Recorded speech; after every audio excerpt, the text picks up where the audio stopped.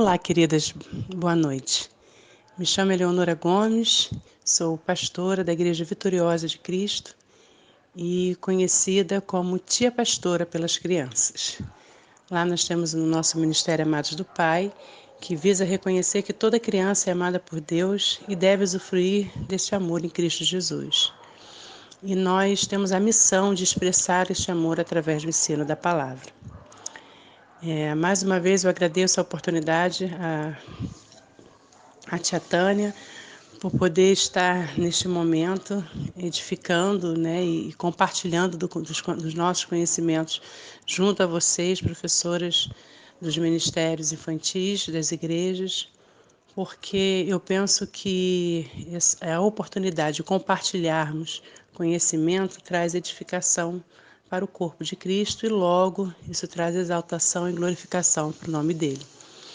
Pois bem, no meu tempo de experiência que eu tenho tido enquanto pastora de crianças, nós vemos que, e lá na nossa igreja especial, nós temos um número muito expressivo de crianças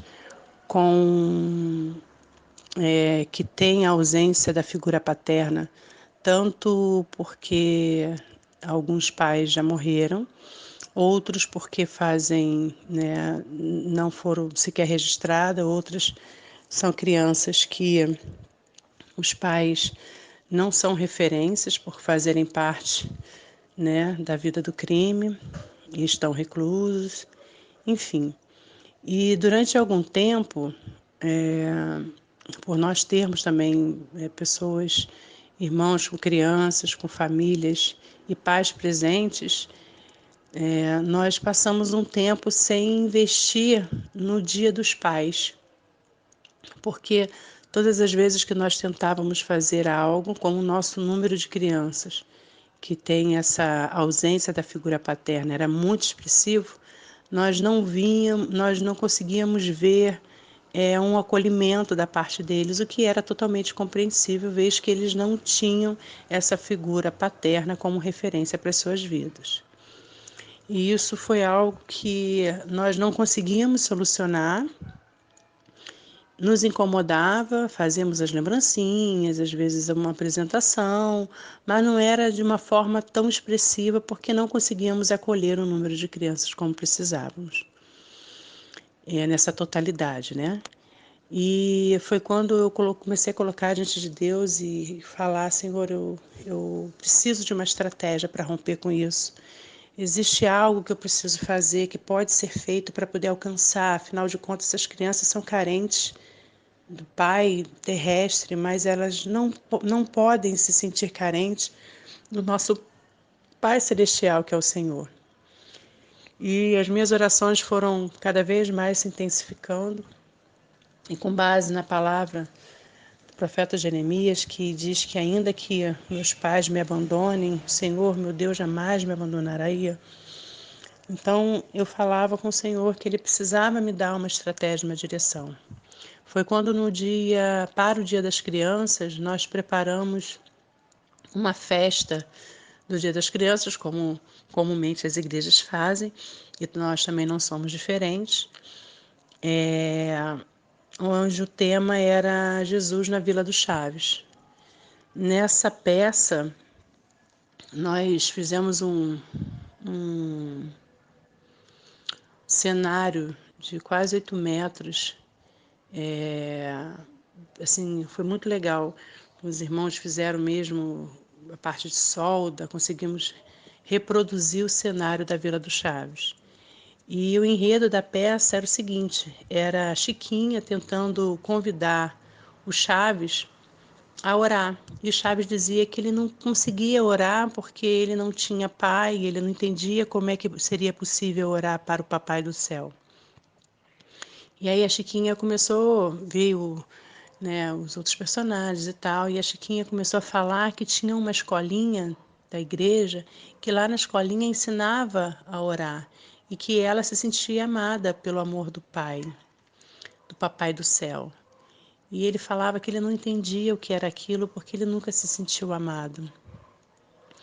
E aí ela falou assim, mas Chaves, então ao menos vamos comigo para a escolinha do Amados do Pai, lá na Igreja Vitoriosa, né? Que era óbvio que era o enredo da peça que estava sendo apresentada em nossa igreja.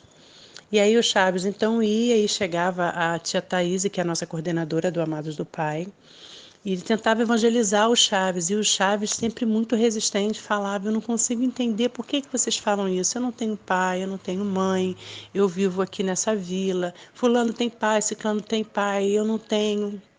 E por que eu iria acreditar nesse pai que eu não posso ver? E aí a tia Thaís falava: então eu vou chamar a tia pastora. Abre um parênteses que eu sou péssima para interpretação. Embora eu pregue, posso pregar para crianças na rua, posso fazer, mas falou em fazer peça não é minha praia. Mas, indo como tia pastora, era possível a mim fazer essa apresentação junto a eles, a trupe, né, da nossa igreja. E aí eu chego na pecinha e começo a falar que, na verdade, ainda que os pais dele tivessem abandonado, o Pai do céu deu a ele um lugar, uma casa como barril, e deu a ele as pessoas que se relacionavam com ele, que era o seu Madruga, que era a Dona Florinda, que era o seu Barriga. E aí eu comecei a falar as características positivas que cada um desses tinham e que de alguma forma representava também esse aconchego de família para o Chaves. E que mesmo que ele não tivesse alguém que pudesse chamar de pai e mãe, ele tinha sim todo o amor e cuidado e carinho que um pai e uma mãe dá para um filho, porque quem tinha proporcionado isso a ele era o Pai do céu. Porque ainda que o papai e a mamãe dele não tiveram, abandonaram ele quando ele era pequeno, o Papai do céu levou ele para um lugar em que ele se sentia amado. E aí eu ia expressando e falando todos os pontos positivos do Chaves, sabe? Para que ele pudesse se reconhecer e aumentar a sua autoestima. E foi assim muito forte o que aconteceu naquele dia, porque eu fiz o apelo, várias crianças aceitaram Jesus e houve um quebrantamento. Eu fico até emocionada de falar, porque houve um quebrantamento no meio das nossas crianças, de uma maneira que nas outras celebrações do Dia dos Pais, elas passaram a participar de uma outra forma, porque a celebração do Dia dos Pais não dizia respeito apenas do Pai terrestre, mas do Pai celestial. E todos eles podem sim celebrar a pessoa do Senhor Jesus e a pessoa do nosso Deus Pai. E essa foi a experiência, né, que eu tive e o investimento que nós tivemos para poder alcançar esse objetivo. Foi assim maravilhoso. O retorno foi fantástico porque as crianças passaram a ter um quebrantamento de uma forma totalmente diferenciada do que antes nós tínhamos. Pois bem, mas eu preciso também trazer alguns pontos para vocês que talvez diga respeito às dificuldades que vocês possam encontrar com as pessoas com as crianças que não têm, né, esse exemplo da figura paterna. São, em geral, crianças agressivas, crianças que, em primeiro momento, repelem o carinho, fazem sempre situações, criam situações para serem repreendidas, para serem questionadas, para que possamos brigar com elas. São crianças que elas parece que vão fazer de tudo para nos tirar do sério, porque a impressão que elas têm, a vivência que elas possuem, diz respeito a uma história, algumas de abandono, outras de agressividade, né, de violência doméstica, e essa figura paterna não é uma figura positiva para elas de referência. Então elas vão tentar fazer o seguinte: olha, vocês falam de amor, mas eu vou mostrar para vocês, que na verdade vocês não são diferentes da minha família. Que meu pai que me abandonou, você também vai me abandonar. Então eles vão estar fazendo esse movimento. É claro que eu poderia trazer para vocês algumas, na minha profissão eu também sou psicóloga, psicopedagoga, em formação em neuropsicologia, eu sou psicóloga e a minha clínica é a psicanálise. Eu poderia trazer várias fundamentações psicológicas para poder atestar essa minha fala, essa minha prática. mas eu vejo que isso seria desnecessário. Acredito que a minha prática, nesse momento, será muito mais plausível, para o ministério de vocês do que trazer uma promoção de uma fundamentação teórica. Então, são crianças que elas vão tentar reproduzir esse ambiente que elas vivem para mostrar para nós que dizemos algo que nós, na verdade, somos iguais àqueles que fizeram mal a elas. Então, você pode dar carinho hoje, amanhã, quando elas chegarem, elas podem fazer situações para poder, que vão te mostrar um repúdio, vão te mostrar, representar um desprezo, né? Isso é comum, isso é normal, isso é compreensível. O que se faz necessário é que, se você entende que você tem um chamado para apacentar esses pequeninos, é porque você vai precisar expressar o amor de Cristo para eles. E o amor de Cristo diz respeito a jamais abandonar nenhuma vida. Todas as vidas são importantes e se fazem necessárias para o Senhor Jesus. Logo, nenhuma delas, se você entende que você tem esse chamado, você não poderá deixar ninguém pelo caminho. E aí, a nossa posição precisa ser, olha, eu te amo, mas não é dizer que eu te amo porque Jesus te ama, não. É expressar o amor, e expressar o amor para uma criança diz respeito a cuidado, diz respeito a ouvi-la, diz respeito a pegar no colo, diz respeito a fazer carinho, sim, diz respeito a ver se está com frio, dá o que se aquecer, se está com fome, dá o que comer. Diz respeito a sentir o cheiro deles, né? Eu estou falando de crianças que são de áreas, de comunidade ou de áreas de risco, que não têm condições, crianças carentes mesmo, diz respeito a não serem, essas crianças não serem estranhas a você. Essas crianças, elas serem pertencentes à sua vida, tal como você é pertencente à vida delas. Então, não se trata de fazer um evento para a criança para acolhê-las, porque evento todo mundo faz, mas expressar o amor, expressar o cuidado e manter, sustentar esse amor é que faz a diferença no Ministério das Crianças e que faz com que essas crianças sejam amadas. Eu falo isso com vocês com muita propriedade, porque eu tenho uma igreja em que o número de adultos é um número pequeno, e desproporcional ao número de crianças que frequentam. Para vocês terem uma noção, nós temos em torno de 40 e poucos adultos, e nos cultos nós tínhamos 48 crianças, 35 crianças que jantam todos os cultos, e no domingo tomam café da manhã, Nescau, pão com manteiga e mortadela todos os domingos, assim que chegam, porque não adianta você dar o lanchinho depois se eles chegam com fome, sabe?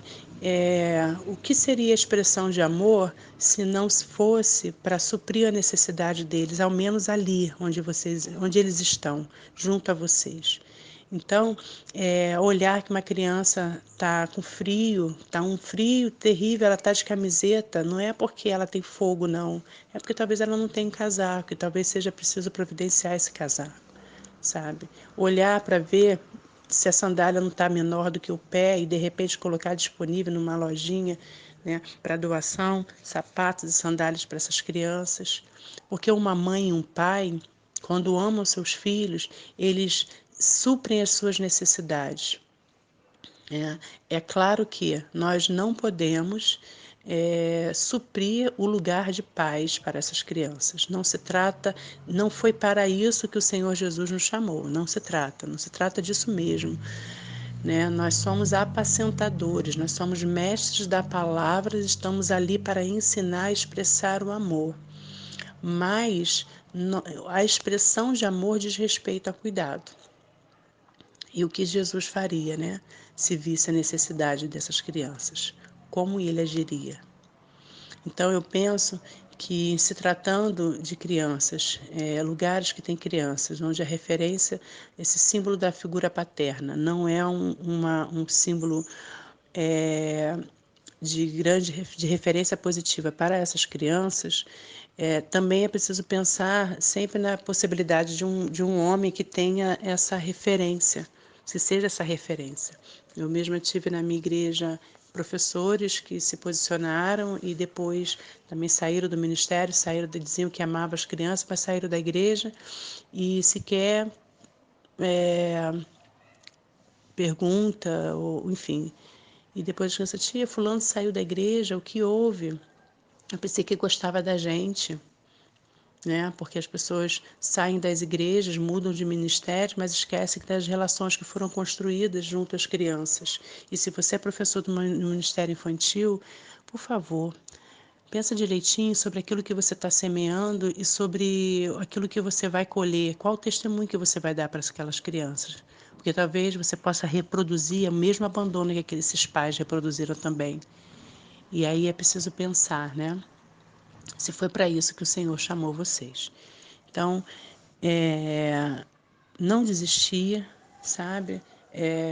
Por vezes deflagrar para essas crianças, olha, eu já entendi que você está tentando fazer isso para poder eu desistir de você, eu não vou desistir de você, meu querido, eu não vou desistir de você, minha querida, eu vou continuar assim, investindo em você, porque eu te amo, não vou abrir mão de você, a tia pastora não vai te abandonar. Não adianta, eu vou chamar a sua atenção, eu vou brigar, mas também eu vou brigar com todo mundo para poder te proteger. E eu faço mesmo. Aqui na minha comunidade local, eu tenho uma célula de crianças com 25 crianças, que é uma célula, na verdade, de meninos. E toda quinta-feira, nesse período de quarentena, a gente não podia se juntar e eu mantive a jantinha deles na quentinha, porque na célula a gente serve a jantinha na quentinha e dava o estudo escrito, não funcionava porque eles não liam, passei a gravar alguns estudos, mas eu orava com eles, oro com eles toda semana, né? Tenho tido experiências tremendas de resposta de oração, uma coisa que move o coração das crianças, eu acho que move o coração de qualquer sujeito, qualquer ser, desafiá-lo a buscar a Deus e ter uma resposta da parte de Deus. Então, se necessita de uma cura para a avó, se necessita de passar na matemática, se precisa aprender a soltar cafifa, a gente ora para poder aprender a soltar cafifa. A gente ora, pergunta se está comendo direito, se está dormindo bem. Tia pastora, eu não consigo dormir direito. Vamos orar em nome de Jesus e você vai conseguir dormir sim. Sabe? Eu tenho, nesse período todo da quarentena, mantive contato com as crianças da célula, que são daqui da minha comunidade mesmo. E eu cheguei a ouvir de, de uma das crianças sobre o fato dele achar que era burro, que não conseguia estudar e não sabia o que poderia ser quando crescer, né? E nós sabemos que o tráfico tem uma oferta para essas crianças, né? Eu perguntei qual era o sonho, ele falou que era barbeiro. Ele não tem envolvimento com nada disso, graças a Deus, mas nós sabemos das ofertas que isso faz essas crianças. E aí, eu senti no coração, matriculamos ele na aula de barbeiro, de barbearia, enfim, damos o primeiro passo, sabe? Eu preciso pensar o que nós podemos fazer. E aí, no mais, toda a criatividade de vocês, que vocês dão um banho sobre fazer festa para o Dia dos Pais, eu tenho certeza que o Espírito Santo vai usá-las. Mas sempre com esse entendimento, essa forma mal criada deles lidar, essa agressividade que eles têm contra vocês, não é contra vocês. A ideia que eles têm na cabeça é que vou mostrar para ela, para essa tia, que ela vai fazer a mesma coisa que meu pai fez comigo. E aí, será que você vai fazer valer a palavra do Senhor, que o nosso Deus jamais o abandona? Eu acho que esse seria meu testemunho e acredito que possa edificá-los, tá bom? Um beijo no coração de cada uma, que Deus abençoe vocês.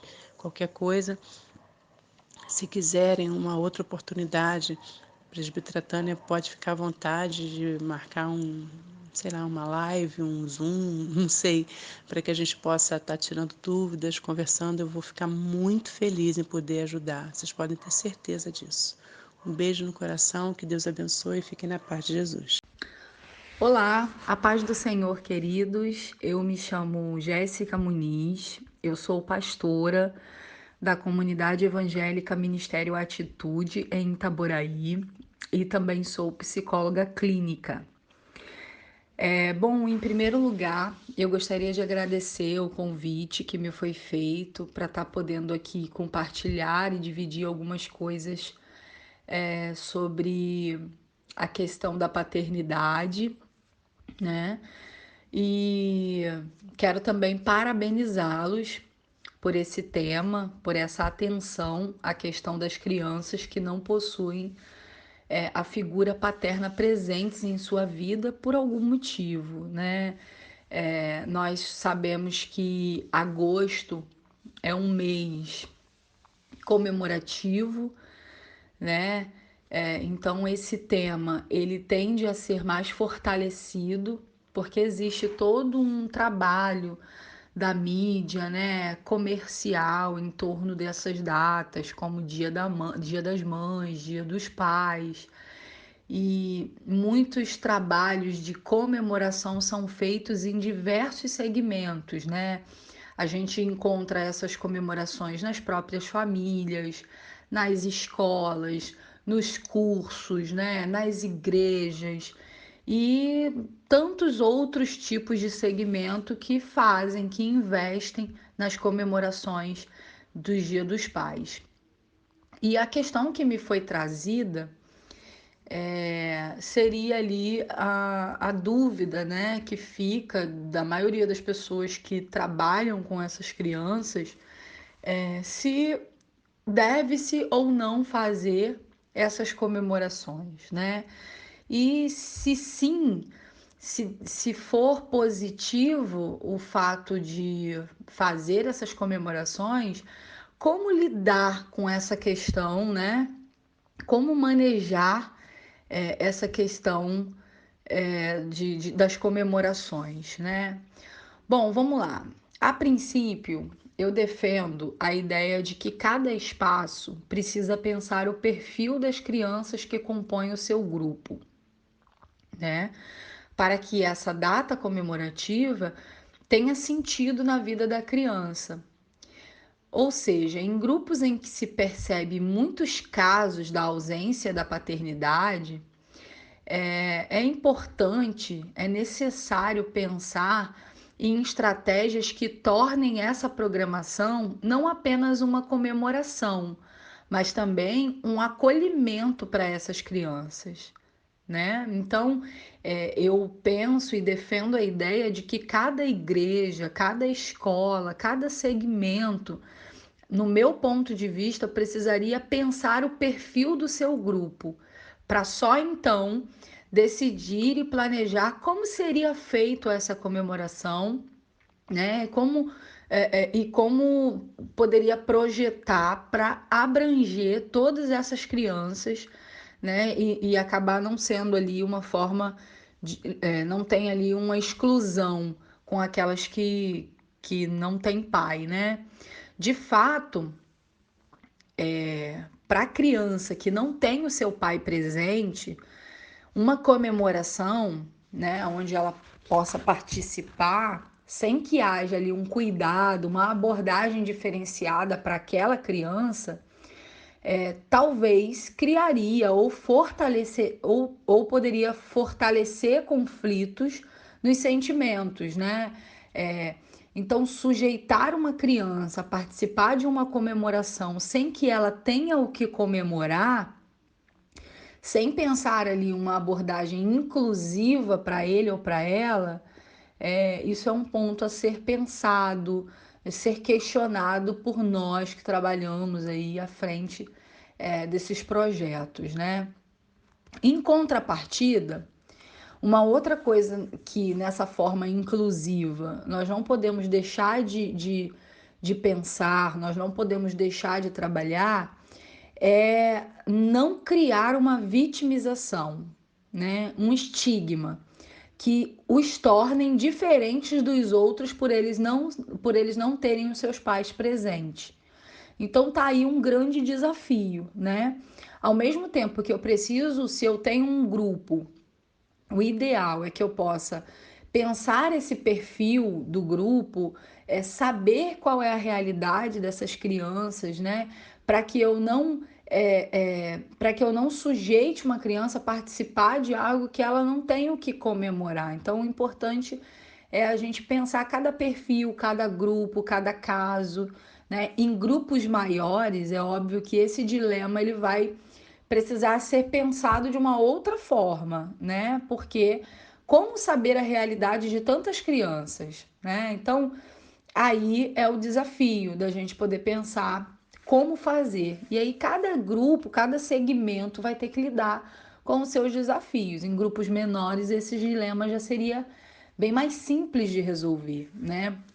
Ali eu consigo saber qual é o pai que está presente, qual é o pai que não está presente, quais são os motivos, né? Para eu poder trabalhar eles na mesma comemoração, trabalhar junto com as crianças que possuem pai, mas criar uma abordagem inclusiva para essas crianças. E onde está o dilema? Também não posso, porque existem crianças que não possuem pai, vitimizá-los ou criar um estigma, né, de fazê-los se sentir diferente por isso. Então, acaba sendo ali uma grande problemática, né? Essas duas questões, mas são importantes a gente pensar, né? Tanto em fazer, pensando o grupo, e pensar o grupo sem vitimizar, sem criar uma indiferença. Isso é muito importante. No meu ponto de vista, é fundamental, né? Uma outra coisa que é muito importante também entender é que a paternidade na vida do ser humano, ela é indiscutivelmente necessário, né? E quando a gente fala da paternidade, da figura do pai, a gente liga muito às características, né? Do gênero masculino ali, a provisão, a proteção, né? A força, tá muito ligado a essas características. Então, assim, nós sabemos o quanto é fundamental, né, na construção da educação, na construção de vida desse sujeito, tanto a função materna quanto a função paterna. Porém, nos casos em que existam óbito ou falta de responsabilização dessa figura paterna, a abordagem mais apropriada é fortalecer que essa função ela pode estar sendo ou ela pode ser suprida por uma outra pessoa. Então, deixa eu fazer você entender melhor. Se a criança ela não tem pai, mas é criada e suprida emocionalmente pela figura, por exemplo, do avô, deve-se então fortalecer esse vínculo. Em muitos casos, e por que não dizer na maioria dos casos, existe alguém que cumpre essa função. E se existe alguém que cumpre essa função, quem é? É um tio? É um irmão? É um padrasto? É um pastor? É um incentivador? Né? Então, é muito importante que a gente perceba que na vida dessa criança, essa função paterna ela pode estar sendo suprida por alguma outra figura masculina, né? Então, e esse vínculo nessas datas comemorativas, eles precisam ser potencializados. Eles precisam ser ali reforçados, né? Isso pode ser uma forma de manejar, né? Uma forma da gente poder trabalhar essa questão dos eventos e das comemorações, potencializando quem cumpre essa função paterna na vida da pessoa, da criança. Nós vemos isso, essa questão da paternidade, até mesmo na história de Jesus, né? Todos nós sabemos que José, biologicamente, não era o pai de Jesus, mas ele cumpria essa função na vida de Jesus, né?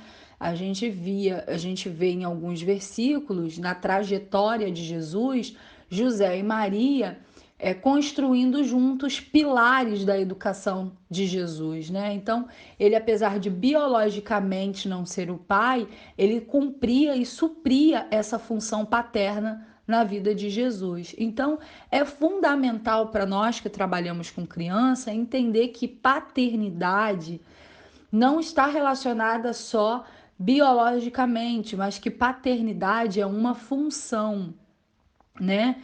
E quem funciona neste lugar merece ser reconhecido, pode ser potencializado, né? Então, eu acho que entendendo que a paternidade ela pode estar sendo suprida por uma outra pessoa, isso vai nos ajudar a avaliar melhor o nosso grupo de crianças, né? A perceber melhor qual é a realidade dessas crianças, né? Eu entendo que por muitas vezes a gente acha difícil trabalhar essa questão, porque mexe com questões muito frágeis, né? Por exemplo, rejeição, abandono. E muitas vezes a gente se distancia desses temas por achar que é cedo demais para trabalhar isso.